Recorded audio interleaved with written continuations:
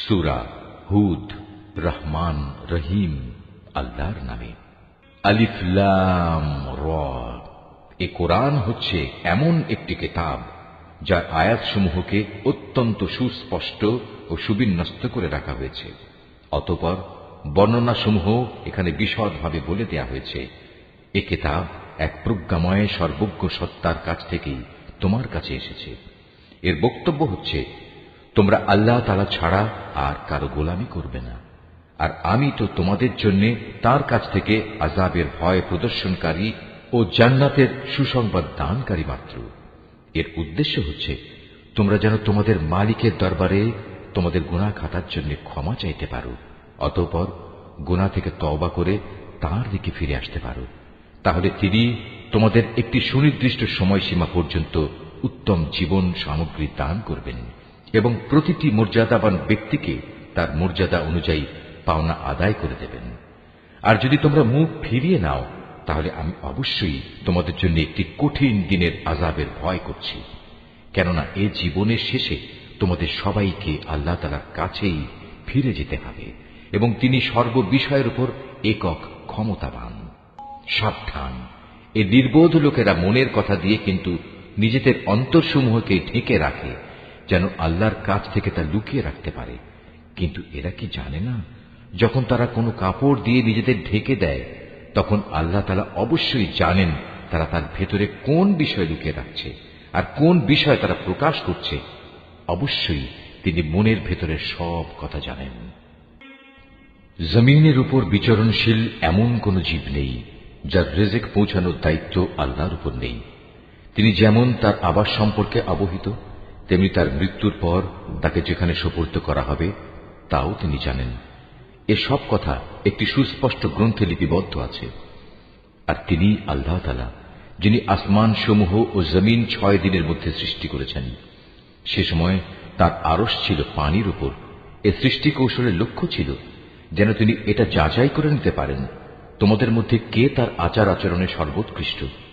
হে নবী, আজ যদি তুমি এদের বলো মৃত্যুর পর তোমাদের অবশ্যই পুনরুত্থিত করা হবে, তাহলে যেসব মানুষ কুফরের রাস্তা গ্রহণ করেছে তারা সাথে সাথেই বলবে, এ কিতাব তো সুস্পষ্ট জাদু ছাড়া আর কিছুই নয়। আমি যদি নির্দিষ্ট একটা মেয়াদের জন্য তাদের এ আযাব তাদের কাছ থেকে সরিয়ে রাখি, তাহলে তামাশার ছলে ওরা বলবে, কোন জিনিস এখন এ আযাবকে আটকে রেখেছে? অথচ যেদিন এ আযাব তাদের উপর এসে পতিত হবে, সেদিন এ আযাব তাদের কাছ থেকে সরাবার কেউ থাকবে না। যে আযাব নিয়ে তারা হাসি বিদ্রুপ করছিল তা তাদের পরিবেষ্টন করে ফেলবে।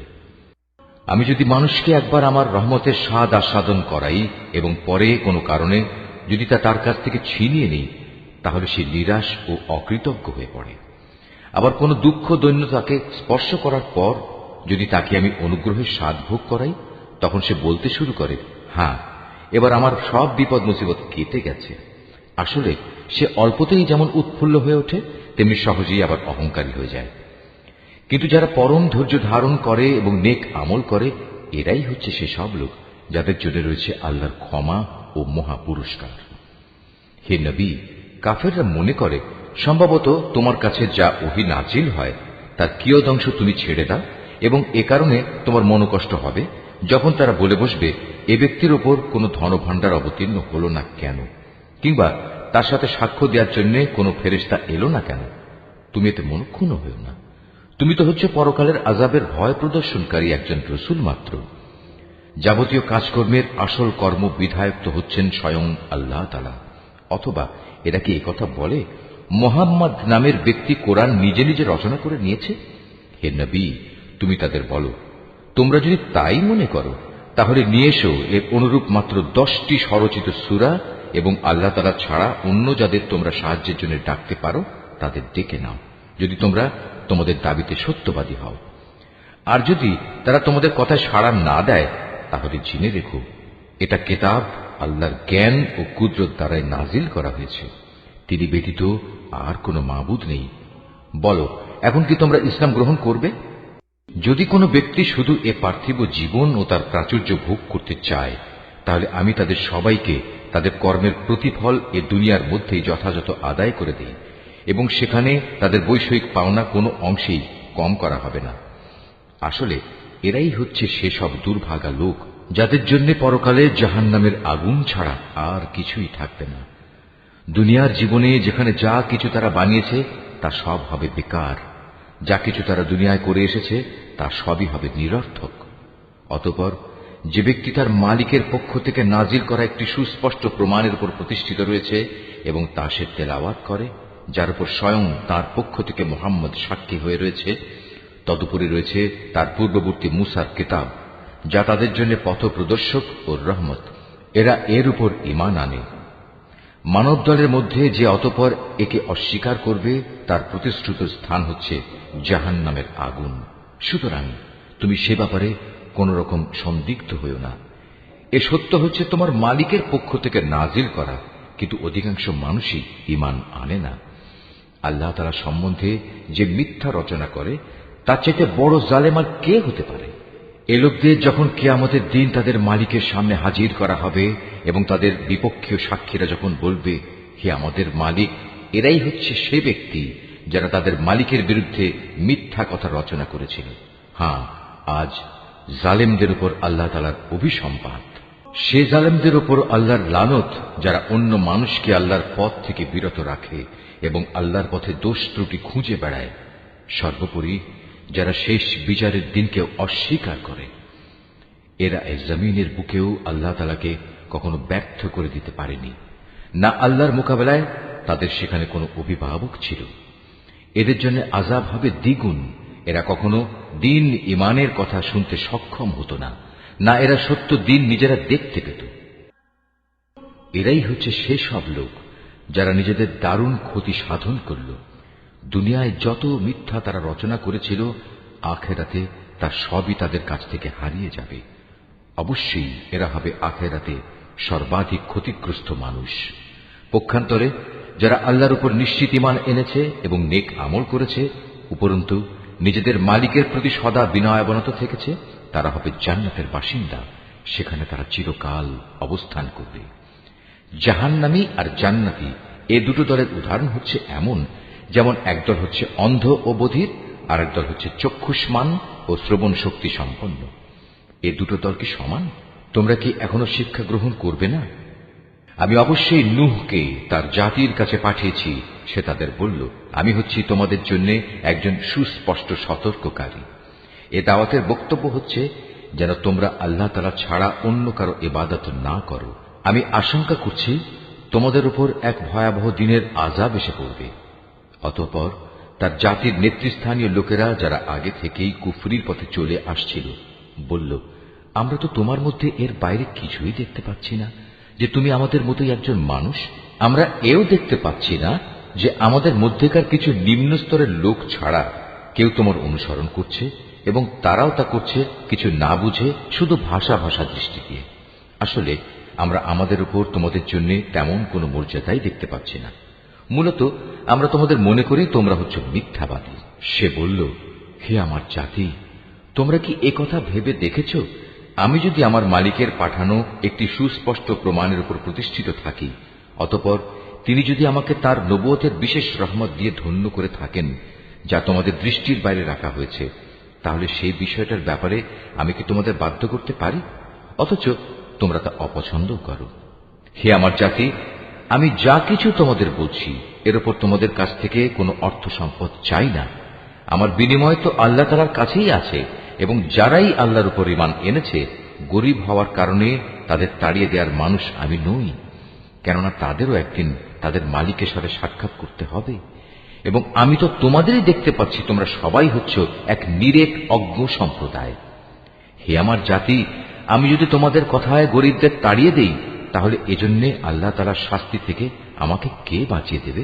তোমরা কি অনুধাবন করতে পারছ না? আমি তো তোমাদের কখন এই কথা বলি না যে আমার কাছে আল্লাহর ধনভাণ্ডার আছে, না আমি গায়েবের কোনো খবর রাখি, না আমি একজন ফেরেশতা, না আমি সেসব লোকের ব্যাপারে যাদের তোমাদের দৃষ্টি হেয় করে দেখে। এটা বলতে পারি, আল্লাহ তাআলা কখনো তাদের কোনো কল্যাণ দান করবেন না। আল্লাহ তাআলা নিজেই তা ভালো জানেন। তাদের মনে যা কিছু লুকিয়ে আছে, আমি যদি এমন কিছু বলি, তাহলে সত্যি সত্যি আমি জালেমদের দলে শামিল হয়ে যাব। লোকেরা বলল, হে নূহ, এই বিষয়টা নিয়ে তুমি আমাদের সাথে বাক বিতণ্ডা করছো এবং বিতণ্ডা তুমি একটু অতি মাত্রাই করে ফেলেছ। তুমি যদি সত্যবাদী হও তাহলে সে আযাবের জিনিসটাই আমাদের জন্য নিয়ে এসো, যার ভয় তুমি আমাদের দেখাচ্ছ। সে বলল, তা তো আল্লাহ তাআলাই তোমাদের কাছে আনবেন যদি তিনি চান, আর তেমন কিছু হলে তোমরা কখনো তাকে ব্যর্থ করে দিতে পারবে না। আসলে তোমাদের জন্য আমার এই শুভ কামনা কোনো কাজেই আসবে না। আমি তোমাদের ভালো কামনা করলে তাও কার্যকর হবে না যদি আল্লাহ তাআলা তোমাদের গোমরা করে দিতে চান, কারণ তিনিই হচ্ছেন তোমাদের মালিক এবং তার কাছেই তোমাদের সবাইকে ফিরে যেতে হবে। হে নবী, এরা কি বলছে এ গ্রন্থটা সে ব্যক্তি নিজেই রচনা করে নিয়েছে? তুমি বলো, যদি আমি তা রচনা করে থাকি তাহলে এ অপরাধের দায়িত্ব আমার উপর। তবে এ মিথ্যা অভিযোগ আরোপ করে যে অপরাধ তোমরা করছো তা থেকে আমি সম্পূর্ণ মুক্ত। আর নূহের উপর ওহী পাঠানো হলো যে তোমার জাতির লোকদের মধ্যে থেকে যারা ঈমান এনেছে তারা ছাড়া আর কেউই নতুন করে ঈমান আনবে না। সুতরাং এরা যা কিছু করছে, হে নবী, তুমি তার জন্য দুঃখ করো না। তুমি আমারই তত্ত্বাবধানে আমারই ওহীর আদেশে একটি নৌকা বানাও, এবং যারা জুলুম করেছে তাদের ব্যাপারে তুমি আমার কাছে কোনো আবেদন নিয়ে হাজির হয়ে না। নিশ্চয়ই তারা নিমজ্জিত হবে। পরিকল্পনা মোতাবেক সে নৌকা বানাতে শুরু করল। যখনই তার জাতির নেতৃস্থানীয় লোকেরা তার পাশ দিয়ে আসা যাওয়া করত, তখন নূহকে নৌকা বানাতে দেখে তাকে দিয়ে হাসাহাসি শুরু করে দিত। সে বলল, আজ তোমরা যদি আমাদের উপহাস করো তাহলে মনে রেখো, যেভাবে আজ তোমরা আমাদের উপর হাসছ, একদিন আমরাও তোমাদের উপর হাসব। অচিরেই তোমরা জানতে পারবে কার উপর এমন আযাব আসবে যা তাকে দুনিয়াতে অপমানিত করবে, এবং পরকালে কঠিন ও স্থায়ী আযাব কার জন্য নির্দিষ্ট। অবশেষে তাদের কাছে আযাব সম্পর্কিত আমার আদেশ এসে পৌঁছল, এবং চুলো থেকে একদিন পানি উথলে উঠল। আমি নূহকে বললাম, সম্ভাব্য প্রত্যেক জীবের পুরুষ স্ত্রীর এক এক জোড়া এতে উঠিয়ে নাও, সাথে তোমার পরিবার পরিজনদেরও ওঠাও, তাদের বাদ দিয়ে যাদের ব্যাপারে আগেই সিদ্ধান্ত ঘোষিত হয়েছে, এবং তাদেরও নৌকায় উঠিয়ে নাও যারা ঈমান এনেছে। মূলত তার সাথে আল্লাহর উপর খুব কম সংখ্যক মানুষ ঈমান এনেছিল। সে তার সাথীদের বলল, তোমরা এতে উঠে পড়ো, আল্লাহর নামে এর গতি ও স্থিতি নির্ধারিত হবে। নিশ্চয়ই আমার মালিক ক্ষমাশীল ও পরম দয়ালু। অতঃপর সে নৌকা পাহাড় সম বড় বড় ঢেউয়ের মধ্যে তাদের বয়ে নিয়ে চলতে থাকল। নূহ তার ছেলেকে নৌকায় আরোহণ করার জন্য ডাকল। সে আগে থেকেই দূরবর্তী এক জায়গায় দাঁড়িয়েছিল। হে আমার ছেলে, আমাদের সাথে নৌকায় ওঠো, আজ এমনই একটি কঠিন দিনে তুমি কাফেরদের সাথী হইও না। সে বলল, পানি বেশি দেখলে আমি কোনো পাহাড়ে গিয়ে আশ্রয় নেব, এবং তা আমাকে পানি থেকে বাঁচিয়ে দেবে। নূহ বলল, কিন্তু আজ তো কেউই আল্লাহর গজবের হুকুম থেকে কাউকে বাঁচাতে পারবে না, তবে যার উপর আল্লাহ তাআলা দয়া করবেন সেই শুধু আজ রক্ষা পাবে। পিতা পুত্র যখন কথা বলছিল তখন হঠাৎ করে একটা বিশাল ঢেউ তাদের উভয়কে বিচ্ছিন্ন করে দিল। মুহূর্তের মধ্যেই সে নিমজ্জিত লোকদের অন্তর্ভুক্ত হয়ে গেল। অতঃপর বলা হলো, হে জমিন, তুমি এবার তোমার পানি গিলে নাও। হে আসমান, তুমিও পানি বর্ষণ থেকে ক্ষান্ত হও। অতএব পানির প্রচণ্ডতা প্রশমিত হল এবং আল্লাহর কাজও সম্পন্ন হল। নূহের নৌকা গিয়ে স্থির হল জুদি পাহাড়ের উপর। আল্লাহর ঘোষণা ধ্বনিত হল, জালেম সম্প্রদায়ের লোকেরা নিঃশেষিত হয়ে বহু দূরে চলে গেছে।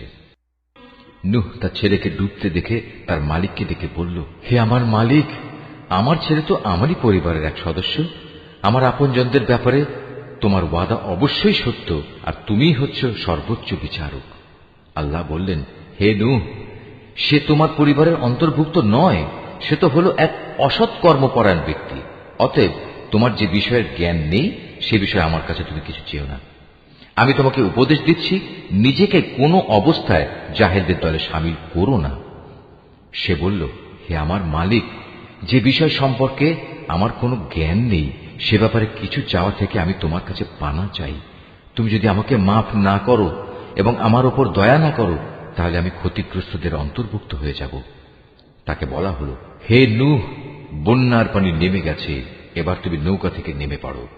তোমার উপর, তোমার সাথে যারা আছে তাদের উপর আমার দেয়া সালাম ও বরকতের সাথে। অপর সম্প্রদায় সমূহকে আমি আবার তাদের জীবনের যাবতীয় উপকরণ প্রদান করব, তবে নাফরমানির জন্য আমার কাছ থেকে মর্মান্তিক শাস্তিও তাদের ভোগ করতে হবে। হে নবী, এগুলো হচ্ছে অদৃশ্য জগতের খবর, যা আমি তোমাকে ওহীর মাধ্যমে জানিয়ে দিচ্ছি। এর আগে না তুমি এগুলো জানতে, না তোমার জাতি এগুলো জানত। অতএব তুমি ধৈর্য ধারণ করো, কারণ ভালো পরিণাম ফল সব সময়ই পরেজগার লোকদের জন্যই নির্দিষ্ট থাকে। আর আমি আদ জাতির কাছে তাদেরই এক ভাই হুদকে পাঠিয়েছিলাম। সে তাদের বলল, হে আমার জাতি, তোমরা ইবাদত করো একমাত্র আল্লাহ তাআলার, তিনি ছাড়া তোমাদের আর কোনো মাবুদ নেই। তোমরা তো কতিপয় মিথ্যা রচনাকারী ছাড়া আর কিছুই নাও। হে আমার জাতি, আল্লাহর দিকে ডেকে এর জন্য আমি তোমাদের কাছে কোনো পারিশ্রমিক দাবি করছি না। আমার যাবতীয় পাওনা তো আল্লাহ তাআলার কাছেই, যিনি আমাকে পয়দা করেছেন। তোমরা কি বুঝতে পারছো না? হে আমার জাতি, তোমরা তোমাদের মালিকের কাছে গুনাহ খাতা মাফ চাও, অতঃপর তোমরা তাঁর দিকেই ফিরে আসো। তিনি খুশি হয়ে তোমাদের উপর প্রচুর বৃষ্টি বর্ষণকারী মেঘমালা পাঠাবেন এবং তোমাদের আরো শক্তি যুগিয়ে তোমাদের বর্তমান শক্তি আরো বাড়িয়ে দেবেন। অতএব তোমরা অপরাধী হয়ে তার ইবাদত থেকে মুখ ফিরিয়ে নিও না। তারা বলল, হে হুদ, তুমি তো আমাদের কাছে ধরা ছোঁয়ার মতো কোনো স্পষ্ট দলিল প্রমাণ নিয়ে আসনি। শুধু তোমার মুখের কথায় আমরা কিন্তু আমাদের দেবতাদের ছেড়ে দেওয়ার লোক নই। আমরা তোমার উপর বিশ্বাস করে মোমেনও হয়ে যাব না। আমরা তো বরং বলি, আসলে আমাদের কোনো দেবতা অশুভ কিছু দ্বারা তোমাকে আবিষ্ট করে ফেলেছে। এ উদ্ভট কথা শুনে সে বলল, আমি আল্লাহকে সাক্ষী করছি এবং তোমরাও আমার এই কথায় সাক্ষী হও। তোমরা যেভাবে আল্লাহর সাথে শিরক করো, আমি তা থেকে সম্পূর্ণ মুক্ত। যাও, তোমরা সবাই মিলে আল্লাহ তাআলাকে বাদ দিয়ে আমার বিরুদ্ধে যত রকম ষড়যন্ত্র করতে চাও করো, অতঃপর আমাকে কোন রকম প্রস্তুতির অবকাশ দিও না। আমি তো আল্লাহ তাআলার উপরই ভরসা করি, যিনি আমার মালিক, তোমাদেরও মালিক। বিচরণশীল এমন কোন প্রাণী নেই যার নিয়ন্ত্রণ তাঁর হাতের মুঠোয় নয়। অবশ্যই আমার মালিক সঠিক পথের উপর রয়েছেন। এ সত্ত্বেও যদি তোমরা মুখ ফিরিয়ে নাও, তাহলে জেনে রেখো, আমি যে পয়গাম তোমাদের কাছে পৌঁছে দেওয়ার জন্য প্রেরিত হয়েছিলাম তা আমি তোমাদের কাছে পৌঁছে দিয়েছি। অচিরেই আমার মালিক অন্য কোন জাতিকে তোমাদের স্থলাভিষিক্ত করবেন। সে অবস্থায় তোমরা তার কোনো ক্ষতি সাধন করতে পারবে না। অবশ্যই আমার মালিক প্রত্যেকটি বস্তুরই রক্ষণাবেক্ষণ করেন। অতঃপর যখন আমার আযাব সম্পর্কিত হুকুম এলো, তখন আমি হুদকে এবং তার সাথে যত ঈমানদার ছিল তাদের আমার রহমত দ্বারা আযাব থেকে বাঁচিয়ে দিয়েছি। এভাবেই আমি তাদের এক কঠিন আযাব থেকে রক্ষা করেছি। এ হচ্ছে আদ জাতি ও তাদের কাহিনী। তারা তাদের মালিকের আয়াতসমূহ অস্বীকার করেছিল, তারা তার রাসূলদের নাফরমানি করেছিল। সর্বোপরি তারা প্রত্যেক উদ্ধত স্বৈরাচারীর নির্দেশ মেনে নিয়েছিল। পরিশেষে এ দুনিয়ায় আল্লাহর অভিশাপ তাদের পিছু নিল, কিয়ামতের দিনও এ অভিশাপ তাদের পিছু নেবে। ভালো করে শুনে রেখো, আদ জাতি তাদের মালিককে অস্বীকার করেছিল। এও জেনে রেখো, ধ্বংসই ছিল হুদের জাতি আদের একমাত্র পরিণতি। আমি সামুদ জাতির কাছে তাদেরই এক ভাই সালেহকে পাঠিয়েছিলাম।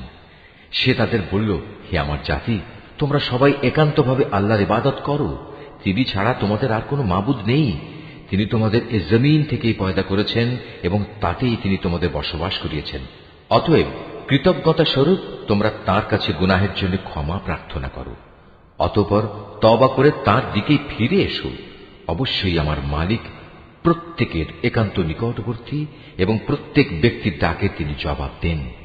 তারা বলল, হে সালেহ, এর আগে তুমি এমন একজন মানুষ ছিলে যার ব্যাপারে আমাদের মধ্যে অনেক বড় বড় আশা করা হতো। আর এখন কি তুমি আমাদের সেসব মাবুদের ইবাদত থেকে বিরত রাখতে চাও যাদের ইবাদত আমাদের পিতামাতারা যুগ যুগ থেকে করে আসছে? আসলে তুমি যে দিনের দিকে আমাদের ডাকছ, সে ব্যাপারে আমরা সন্দেহে নিমজ্জিত আছি। এ ব্যাপারে আমরা খুব দ্বিধাগ্রস্তও বটে। সে বলল, হে আমার জাতি, তোমরা কি এ বিষয়টা নিয়ে একটু চিন্তা করে দেখোনি যে যদি আমি আমার মালিকের পক্ষ থেকে একটি সুস্পষ্ট দলিলের উপর প্রতিষ্ঠিত থাকি এবং তিনি যদি আমাকে তার অনুগ্রহ দিয়ে ধন্য করে থাকেন, তা সত্ত্বেও যদি আমি কোনো গুনাহ করে বসি, তাহলে কে এমন আছে যে আল্লাহর মোকাবেলায় আমাকে সাহায্য করবে? আসলে অন্যায় আবদার করে তোমরা আমার ক্ষতির পরিমাণই শুধু বৃদ্ধি করছ। হে আমার সম্প্রদায়, এ হচ্ছে আল্লাহ তাআলার পাঠানো উটনী। তোমরা যে নিদর্শন চাচ্ছিলে, এটা হচ্ছে তোমাদের জন্য সেই নিদর্শন। অতএব আল্লাহর এই নিদর্শনকে ছেড়ে দাও। সে আল্লাহর জমিনে চড়ে খাক, তাকে কোন রকম কষ্ট দেওয়ার নিয়তে ছুঁয়ো না। তেমনটি করলে সাথে সাথেই একটি বড় ধরনের আযাব তোমাদের পাকড়াও করবে। অতঃপর তারা সেটিকে বধ করে ফেলল। তখন সে বলল, চলে যাও, তোমরা তোমাদের নিজ নিজ ঘরে 3 দিন জীবন উপভোগ করে নাও। আযাবের ব্যাপারে আল্লাহর এ ওয়াদা কখনো মিথ্যা হবার নয়। এরপর ওয়াদা মতো যখন আমার আযাবের নির্দেশ এলো এবং তা তাদের ভীষণভাবে পাকড়াও করল, তখন আমি সালেহকে এবং তার সাথে আরো যারা ঈমান এনেছিল তাদের সবাইকে আমার রহমত দিয়ে সেদিনের অপমানকর আযাব থেকে বাঁচিয়ে দিলাম। অবশ্যই হে নবী, তোমার মালিক শক্তিমান ও পরাক্রমশালী। অতঃপর যারা আল্লাহ দ্বীনের সাথে জুলুম করেছে, এক মহানাদ এসে তাদের মরণ আঘাত করল। ফলে তারা নিজ নিজ ঘরে মুখ থুবড়ে পড়ে রইল। অবস্থাটিকে মনে হল যেন তারা কোনোদিন সেখানে বসবাসই করেনি। শুনে রাখো, সামুদ জাতি তাদের মালিককে অস্বীকার করেছিল। আরো জেনে রেখো, নির্মম এক ধ্বংসই ছিল সামুদ জাতির জন্য নিকৃষ্ট পরিণাম। একদিন আমার পাঠানো ফেরেশতারা বিশেষ একটি সুসংবাদ নিয়ে ইব্রাহিমের কাছে এলো। তারা তার কাছে এসে বলল, তোমার উপর শান্তি বর্ষিত হোক। সেও জবাবে বলল, তোমাদের উপরও শান্তি বর্ষিত হোক। অতঃপর সে তাড়াহুড়ো করে এদের মেহমানদারির জন্য একটা ভুনা গোবৎস নিয়ে এলো। কিন্তু সে যখন দেখল তারা তার খাবারের দিকে হাত বাড়াচ্ছে না, তখন তাদের এই বিষয়টি তার কাছে খারাপ লাগলো এবং তাদের সম্পর্কে তার মনে একটা প্রচন্ড ভয়ের সৃষ্টি হল। তারা ইব্রাহিমকে বলল, আমাদের ব্যাপারে তুমি কোন রকম ভয় করো না, আমরা প্রেরিত হয়েছি লুতের জাতির প্রতি। আর ইব্রাহিমের স্ত্রী যে সেখানে দাঁড়িয়েছিল, এদের কথাবার্তা শুনে সে হাসল। অতঃপর আমি তাকে তার ছেলে ইসহাক ও তার পরবর্তী পৌত্র ইয়াকুবের জন্মের সুসংবাদ দিলাম। সে এটা শুনে বলল, কি আশ্চর্য, আমি কি করে সন্তান জন্ম দেব? আমি তো এখন বৃদ্ধা হয়ে গেছি, আর এই যে আমার স্বামী, সেও তো বৃদ্ধ হয়ে গেছে। এমন কিছু হলে এটা আসলেই একটা আশ্চর্যজনক ব্যাপার হবে। তারা বলল, তুমি কি আল্লাহর কোনো কাজে বিস্ময়বোধ করছো? নবীর পরিবার পরিজন হিসেবে তোমাদের উপর আল্লাহর বিশেষ রহমত ও তার অনুগ্রহ রয়েছে। অবশ্যই আল্লাহ তাআলা প্রচুর প্রশংসা ও বিপুল সম্মানের মালিক। অতঃপর যখন ইব্রাহিমের মন থেকে ভীতি দূরীভূত হয়ে গেল এবং ইতিমধ্যে তার কাছে সন্তানের ব্যাপারেও সুসংবাদ পৌঁছে গেল, তখন সে লুতের সম্প্রদায়ের কাছে আযাব না পাঠানোর ব্যাপারে আমার সাথে চুক্তিতর্ক করল। আসলে স্বভাবের দিক থেকে ইব্রাহিম ছিল সহনশীল, কোমল হৃদয় ও সর্বাবস্থায় আল্লাহর প্রতি নিবেদিত। আমি তাকে বললাম, হে ইব্রাহিম, এ যুক্তিতর্ক থেকে তুমি বিরত হও। এদের ব্যাপারে তোমার মালিকের সিদ্ধান্ত এসে গেছে। এখন এদের উপর এমন এক ভয়ানক শাস্তি আসবে যেটা কারো পক্ষেই রোধ করা সম্ভব হবে না। যখন আমার প্রেরিত ফেরেশতারা লুতের কাছে এলো, সে এদের অকস্মাৎ আগমনে কিছুটা বিষণ্ণ হল। তাদের কারণে তার মনও কিছুটা খারাপ হয়ে গেল এবং সে নিজে নিজে বলল, আজকের দিন দেখছি সত্যিই বড় কঠিন বিপদের দিন। এই অপরিচিত লোকদের দেখে তার জাতির লোকেরা তার কাছে দৌড়ে আসতে লাগলো, আর তারা তো আগে থেকেই কুকর্মে লিপ্ত ছিল। তাদের কুমতলব বুঝতে পেরে সে বলল, হে আমার সম্প্রদায়, এরা হচ্ছে আমার জাতির মেয়ে। বিয়ে ও দৈহিক সম্পর্কের জন্য এরাই হচ্ছে তোমাদের জন্য বেশি পবিত্র। সুতরাং তোমরা আল্লাহ তাআলাকে ভয় করো এবং আমার এ মেহমানদের ব্যাপারে আমাকে তোমরা অপমানিত করো না। তোমাদের মধ্যে এই কথাগুলো শোনার মতো একজন ভালো মানুষও কি অবশিষ্ট নেই? তারা বলল, তুমি ভালো করে এই কথাটা জানো, তোমার জাতির মেয়েদের আমাদের কোনোই প্রয়োজন নেই। তুমি জানো আমরা সত্যিকার অর্থে কি চাই। সে এদের অশালীন কথাবার্তা শুনে বলল, কত ভালো হতো যদি আজ তোমাদের উপর আমার কোনো ক্ষমতা চলত, কিংবা যদি তোমাদের মোকাবেলায় আমি কোনো একটি শক্তিশালী স্তম্ভের আশ্রয় গ্রহণ করতে পারতাম। অবস্থা দেখে তারা বলল, হে লূত, তুমি ভেবো না, আমরা তো হচ্ছি তোমার মালিকের পাঠানো ফেরেশতা। আমাদের কথা দূরে থাক, এরা তো তোমার কাছেও পৌঁছতে পারবে না। তুমি বরং এক কাজ করো, রাতের কোনো এক প্রহরে তোমার পরিবার পরিজন সহ ঘর থেকে বেরিয়ে পড়ো।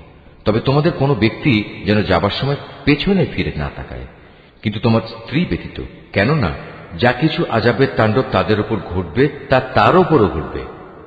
তাদের উপর আযাব আসার ক্ষণ নির্ধারিত হয়েছে সকালবেলা, সকাল হতে আর কতই বা দেরি।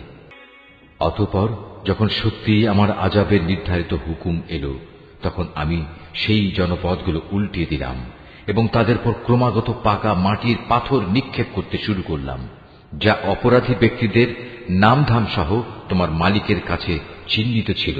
আর গজবের এ স্থান তো এ জালেমদের কাছ থেকে দূরেও নয়। আমি মাদিয়ানের কাছে তাদেরই এক ভাই শোয়েবকে পাঠিয়েছিলাম। সে তাদের বলেছিল, হে আমার জাতি, তোমরা আল্লাহর ইবাদত করো, তিনি ছাড়া তোমাদের আর কোনো মাবুদ নেই। আর সে মাবুদেরই নির্দেশ হচ্ছে তোমরা মাপে ও ওজনে কখনো কম করো না। আমি তো তোমাদের অর্থনৈতিকভাবে খুব ভালো অবস্থায় দেখতে পাচ্ছি। এ সত্ত্বেও এমনটি করলে আমি কিন্তু তোমাদের জন্য এক সর্বগ্রাসী দিনের আযাবের আশঙ্কা করছি। হে আমার জাতি, তোমরা মাপ ও ওজনের কাজ ইনসাফের সাথে আঞ্জাম দেবে। লোকদের তাদের জিনিসপত্রে কম দিয়ে তাদের ক্ষতি করো না। মাপে তারতম্য করে জমিনে বিশৃঙ্খলা সৃষ্টি করো না। যদি তোমরা সঠিক অর্থে আল্লাহর উপর ঈমান এনে থাকো, তাহলে জেনে রেখো আল্লাহ তাআলা প্রদত্ত যে সম্পদ তোমাদের কাছে অবশিষ্ট থাকবে তাই তোমাদের জন্য উত্তম। আমার কাজ শুধু তোমাদের বলা, আমি তো তোমাদের উপর পাহারাদার নই। তারা বলল, হে শুআয়ব, তোমার নামাজ কি তোমাকে এই আদেশ দেয় যে আমরা আমাদের দেবতাদের ইবাদত ছেড়ে দেব, বিশেষ করে এমন সব দেবতাদের যাদের ইবাদত আমাদের পিতৃপুরুষরা করত? তোমার নামাজ কি তোমাকে এই আদেশ দেয় যে আমরা আমাদের ধন সম্পদ নিয়ে যা করতে চাই তা আর করতে পারবো না? আমরা জানি তুমি এক ধৈর্যশীল নেককার মানুষ। সে বলল, হে আমার জাতি, তোমরা কি কখনো এই কথা ভেবে দেখেছ, যদি আমি আমার মালিকের পাঠানো একটি সুস্পষ্ট দলিলের উপর প্রতিষ্ঠিত থাকি, অতঃপর তিনি যদি আমাকে তার কাছ থেকে উত্তম রিজিকের ব্যবস্থা করেন, তাহলে কি আমি তোমাদের তার পথে ডাকবো না? আমি কখনো এটা চাই না যে কথা থেকে আমি তোমাদের বারণ করি নিজে তার বিরুদ্ধে চলব। আসলে আমি তো এর বাইরে আর কিছুই চাই না, যে যদ্দূর আমার পক্ষে সম্ভব আমি তোমাদের সংশোধন করে যাব। আমার পক্ষে যতটুকু কাজ আঞ্জাম দেয়া সম্ভব তা তো একান্তভাবে আল্লাহ তাআলার সাহায্য দ্বারাই সম্ভব।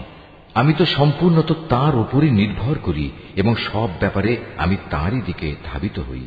হে আমার জাতি, আমার বিরুদ্ধে তোমাদের জেদ এবং শত্রুতা যেন তোমাদের জন্য এমন এক আযাবজনিত বিষয়ের কারণ না হয়ে দাঁড়ায় যে তোমাদের উপরও সে ধরনের কিছু আপতিত হবে, যেমনটি নূহ কিংবা হুদ অথবা সালেহ জাতির উপর আপতিত হয়েছিল। আর লুতের সম্প্রদায়ের পাথর বর্ষণের সে স্থানটি তো তোমাদের থেকে খুব বেশি দূরেও নয়। তোমরা তোমাদের মালিকের কাছে নিজেদের গুনার জন্য ক্ষমা প্রার্থনা করো, অতঃপর তওবা করে তাঁর দিকেই ফিরে এসো। অবশ্যই আমার মালিক পরম দয়ালু ও স্নেহময়। তারা বলল, হে শুআয়ব, তুমি যে ভালো ভালো কথাবার্তা বলো তার অধিকাংশ কথাই আমাদের ঠিকমতো বুঝে আসে না। আসল কথা হচ্ছে, আমরা তোমাকে দেখতে পাচ্ছি তুমি আমাদের মাঝে খুবই দুর্বল। আমাদের মাঝে তোমার আপন গোত্রের লোক না থাকলে আমরা অবশ্যই তোমাকে পাথর নিক্ষেপ করে হত্যা করতাম। তাছাড়া তুমি তো আমাদের উপর খুব শক্তিশালীও নও যে অতঃপর আমাদের কাছ থেকে প্রতিশোধ নিতে পারবে। সে বলল, হে আমার জাতি, তোমাদের কাছে আমার গোত্রীয় ভাই বন্ধু কি আল্লাহ তাআলার চাইতে বেশি শক্তিশালী যে তোমরা ওদের দোহাই দিচ্ছ? আল্লাহ তাআলাকে কি তোমরা তোমাদের পেছনে ফেলে রাখলে? জেনে রেখো, তোমরা এখন যা কিছু করছো আমার মালিকের জ্ঞানের পরিধি দ্বারা তা পরিবেষ্টিত হয়ে আছে। হে আমার সম্প্রদায়, তোমরা তোমাদের জায়গায় যা কিছু করতে চাও করে যাও, আমিও আমার জায়গায় যা করার করে যাব। অচিরেই তোমরা একথা জানতে পারবে কার উপর এমন আযাব আসবে যা তাকে অপমানিত করে ছাড়বে, আর কে মিথ্যাবাদী তাও তখন জানা যাবে। অতএব তোমরা সেদিনের প্রতীক্ষা করো, আমিও তোমাদের সাথে প্রতীক্ষা করব। পরিশেষে যখন আমার আযাবের সিদ্ধান্ত এলো, তখন আমি শুআয়বকে এবং তার সাথে যে কয়জন মানুষ ঈমান এনেছিল তাদের সবাইকে আমার নিজস্ব রহমত দ্বারা প্রলয়ঙ্কারী আযাব থেকে বাঁচিয়ে দিলাম। অতঃপর যারা আল্লাহর সাথে জুলুম করেছে সেদিন তাদের উপর মহানাদ আঘাত করল, ফলে মুহূর্তের মাঝেই তারা নিজেদের ঘরে এদিক সেদিকে উপর হয়ে পড়ে রইল। অবস্থা এমন হল যেন সে জনপদে কখনো তারা কোনো প্রাচুর্যই অর্জন করেনি। শুনে রেখো, এ ধ্বংসই ছিল মাদিয়ানের চূড়ান্ত পরিণাম, ঠিক যেমন ধ্বংসকর পরিণাম হয়েছিল তার পূর্ববর্তী সম্প্রদায় সামুদের। আমি মূসাকে তার জাতির কাছে আমার নিদর্শন সমূহ ও নবুয়তের সুস্পষ্ট দলিল সহ পাঠিয়েছিলাম। তাকে আমি পাঠিয়েছিলাম ফেরাউন ও তার পারিষদবর্গের কাছে, কিন্তু তারা সর্বদা ফেরাউনের কথাই মেনে চলত। অথচ ফেরাউনের কোনো কাজ ও কথাই সঠিক ছিল না। কিয়ামতের দিন সে তার দণ্ডপ্রাপ্ত জাতির আগে আগে থাকবে, অতঃপর সে তাদের জাহান্নামের আগুন পর্যন্ত নেতৃত্ব দিয়ে নিয়ে যাবে। কত নিকৃষ্ট সে জায়গা যেখানে তাদের নেতৃত্ব দিয়ে নিয়ে যাবে। এ দুনিয়াতে আল্লাহর অভিশাপ তাদের পেছনে ধাবিত করা হল, আবার কিয়ামতের দিনও তারা কঠিন আযাবে নিমজ্জিত হবে। কত নিকৃষ্ট এ পুরস্কার যা তাদের সেদিন দেয়া হবে। হে নবী, এ হচ্ছে ধ্বংসপ্রাপ্ত কতিপয় জনপদের কাহিনী, যা আমি তোমার কাছে বর্ণনা করছি। এদের ধ্বংসাবশেষের কিছু তো এখানে সেখানে এখনো বিদ্যমান রয়েছে, অনেক কিছু আবার কালের গর্ভে বিলীন হয়ে গেছে। এ আযাব পাঠিয়ে আমি কিন্তু তাদের উপর জুলুম করিনি, জুলুম তো বরং তারা নিজেরাই নিজেদের উপর করেছে। যখন সত্যি সত্যি তোমার মালিকের আযাব তাদের উপর নাজিল হয়েছে, তখন তাদের সেসব দেবতা তাদের কোনো কাজেই আসেনি, যাদের তারা আল্লাহর বদলে ডাকত, বরং তারা তাদের ধ্বংস ছাড়া অন্য কিছুই বৃদ্ধি করতে পারেনি। হে নবী, তোমার মালিক যখন কোন জনপদকে তাদের অধিবাসীদের জুলুমের কারণে পাকড়াও করেন, তখন তার পাকড়াও এমনই হয়, আল্লাহ তাআলার পাকড়া অত্যন্ত কঠোর, অত্যন্ত ভয়ঙ্কর। এই কাহিনীগুলোর মাঝে তার জন্য সত্য জানার প্রচুর নিদর্শন মজুদ রয়েছে। যে ব্যক্তি পরকালের আযাবকে ভয় করে, সেদিন হবে সমস্ত মানুষদের একত্রিত করার দিন, উপরন্তু সেটা সবাইকে উপস্থিত করার দিনও বটে। আমি সেদিনটি একটি সুনির্দিষ্ট সময়ের জন্য মুলতবি করে রেখে দিয়েছি। সেদিন যখন আসবে, তখন কেউ আল্লাহর অনুমতি ব্যতি রেখে কোনো কথা বলবে না। অতঃপর মানুষরা দুদলে বিভক্ত হয়ে যাবে, তাদের মধ্যে কিছু থাকবে হতভাগ্য আর কিছু থাকবে ভাগ্যবান। অতঃপর যারা হবে হতভাগ্য পাপী, তারা থাকবে জাহান্নামের আগুনে। সেখানে তাদের জন্য থাকবে আযাবের ভয়াবহ চিৎকার ও যন্ত্রণার ভয়াল আর্তনাদ। তারা সেখানে থাকবে চিরকাল, যতক্ষণ পর্যন্ত আসমান সমূহ ও জমিন বিদ্যমান থাকবে। তবে হ্যাঁ, তাদের কথা আলাদা, যাদের ব্যাপারে তোমার মালিক ভিন্ন কিছু চান। তোমার মালিক যখন যা চান তার বাস্তবায়নে তিনি একক ক্ষমতাবান। অপরদিকে যাদের ভাগ্যবান বানানো হবে, তারা সেদিন যাবে জান্নাতে। সেখানে তারা চিরদিন থাকবে, যতদিন পর্যন্ত আসমান সমূহ ও জমিন বিদ্যমান থাকবে। তবে তার কথা আলাদা, যা তোমার মালিক ইচ্ছা করেন। আর এ জান্নাত হবে এক নিরবচ্ছিন্ন পুরস্কার, যা কোনো দিনই শেষ হবে না। সুতরাং হে নবী, যে ব্যক্তি আল্লাহ তাআলা ছাড়া এসব কিছুর গোলামি করে, তাদের শাস্তির ব্যাপারে তুমি কখনো সন্দিগ্ধ হও না। আসলে ওদের পিতৃপুরুষরা আগে যাদের বন্দেগী করত, এরাও তাদেরই বন্দেগী করে। আমি এদের এ জঘন্য অপরাধের পাওনা পুরোপুরি আদায় করে দেব, বিন্দু মাত্র কম করা হবে না। হে নবী, আমি মুসাকেও কিতাব দিয়েছিলাম, অতঃপর বনী ইসরাইলের তরফ থেকে সে কিতাবেও নানা রকম মতবিরোধ সৃষ্টি করা হয়েছিল। আসলে তোমার মালিকের পক্ষ থেকে এ বিদ্রোহীদের ব্যাপারে যদি আগে থেকেই এ কথার ঘোষণা না করে রাখা হতো যে এদের বিচার পরকালই হবে, তাহলে কবেই এদের ব্যাপারে দুনিয়ায় গজবের সিদ্ধান্ত এসে যেত। মূলত এরা এই গ্রন্থের ব্যাপারে বিভ্রান্তিকর সন্দেহে নিমজ্জিত আছে। আর তখন তোমার মালিক এদের সবাইকে নিজেদের কর্মফলের পুরোপুরি বিনিময় আদায় করে দেবেন, কেননা এরা আজ যা কিছু করছে তিনি তার সব কিছুই জানেন। অতএব হে নবী, তোমাকে যেমনি করে সত্যের উপর প্রতিষ্ঠিত থাকার আদেশ দেওয়া হয়েছে, তুমি তাতেই স্থির থাকো। তোমার সাথে আরো যারা কুফরি থেকে ফিরে এসেছে, তারাও যেন ঈমানের উপর দৃঢ় থাকে। তোমরা কখনো সীমা লঙ্ঘন করো না। এরা যা কিছু আজ করছে, আল্লাহ তাআলা অবশ্যই তার সব কিছু দেখছেন। হে মুসলমানরা, তোমরা কখনো এদের দিকে ঝুঁকে পড়ো না যারা ন্যায়ের সীমা লঙ্ঘন করেছে। তেমনটি করলে অবশ্যই জাহান্নামের আগুন তোমাদের স্পর্শ করবে। আর তেমন অবস্থায় আল্লাহ তাআলা ছাড়া তোমাদের কোনো অভিভাবক থাকবে না, এবং সে সময় তোমাদের কোন রকম সাহায্যও করা হবে না। হে নবী, নামাজ প্রতিষ্ঠা করো দিনের 2 প্রান্ত ভাগে ও রাতের 1 ভাগে। অবশ্যই মানুষের ভালো কাজসমূহ তাদের মন্দ কাজসমূহ মিটিয়ে দেয়। এটা হচ্ছে এক ধরনের উপদেশ তাদের জন্য যারা আল্লাহর স্মরণ করে। তুমি ধৈর্য ধারণ করো, নিশ্চয়ই আল্লাহ তাআলা নেককারদের পাওনা কখনো বিনষ্ট করেন না। অতঃপর এমনটি কেন হয়নি যে যেসব উম্মতের লোকেরা তোমাদের আগে অতিবাহিত হয়ে গেছে, তাদের মধ্যে অবশিষ্ট যারা রয়ে গেছে, তারা মানুষকে জমিনে বিপর্যয় সৃষ্টি করা থেকে নিষেধ করত। এদের সংখ্যা ছিল নিতান্ত কম। আমি যাদের আগের আযাব থেকে বাঁচিয়ে রেখেছিলাম। আর জালেমরা তো যে বৈষয়িক প্রাচুর্য ছিল তার পেছনেই পড়ে থেকেছে, তারা ছিল আসলেই অপরাধী। এটা কখনো তোমার মালিকের কাজ নয় যে কোনো জনপদকে অন্যায়ভাবে ধ্বংস করে দেবেন, বিশেষ করে যখন সে জনপদের অধিবাসীরা সংশোধনে নিয়োজিত থাকে। হে নবী, তোমার মালিক চাইলে দুনিয়ার সব মানুষকে তিনি একই উম্মত বানিয়ে দিতে পারতেন, কিন্তু আল্লাহ তাআলা কারো উপর দিন চাপিয়ে দিতে চাননি। এ কারণে তারা হামেশাই নিজেদের মধ্যে মতবিরোধ করতে থাকবে। তবে তোমার মালিক যাদের উপর দয়া করেন তাদের কথা আলাদা। তাদের তো এজন্যই আল্লাহ তাআলা সৃষ্টি করেছেন যে তারা সত্য দ্বীনের উপর প্রতিষ্ঠিত থাকবে, আর তা যখন লঙ্ঘিত হবে তখন তাদের ব্যাপারে তোমার মালিকের ওয়াদাই সত্য হবে। আর সে ওয়াদা হচ্ছে, অবশ্যই আমি জাহান্নামকে জিন ও মানুষ দিয়ে পূর্ণ করব। হে নবী, আগের নবীদের কাহিনীগুলো আমি তোমাকে শোনাচ্ছি। তার উদ্দেশ্য হচ্ছে, আসলে আমি এর দ্বারা তোমার মনকে দৃঢ়তা দান করতে চাই। এর মাঝে যে শিক্ষা তা এখন তোমার কাছে এসে গেছে। তাছাড়া ঈমানদারদের জন্য কিছু শিক্ষণীয় উপদেশ ও সাবধান বাণী এখানে দেয়া রয়েছে। এত কিছু সত্ত্বেও যারা ঈমান আনে না তাদের বলো, তোমরা তোমাদের জায়গায় যা কুফরি কাজ করার করে যাও, আর আমরাও আমাদের কাজ করে যাব। আর তোমরা তোমাদের জাহান্নামের অপেক্ষা করো, আমরাও আমাদের জান্নাতের অপেক্ষা করছি। আসমান সমূহ ও জমিনের যাবতীয় গোপন রহস্য আল্লাহ তাআলার জন্যই নিবেদিত, এবং এর সব কয়টি বিষয় তার দিকেই ধাবিত হবে। অতএব হে নবী, তুমি তাঁরই ইবাদত করো এবং বিপদে আপদে একান্তভাবে তাঁর উপরই ভরসা করো। হে মানুষ, তোমরা আজ যা কিছু করছো সে সম্পর্কে তোমার মালিক কিন্তু মোটেই বেখবর নন।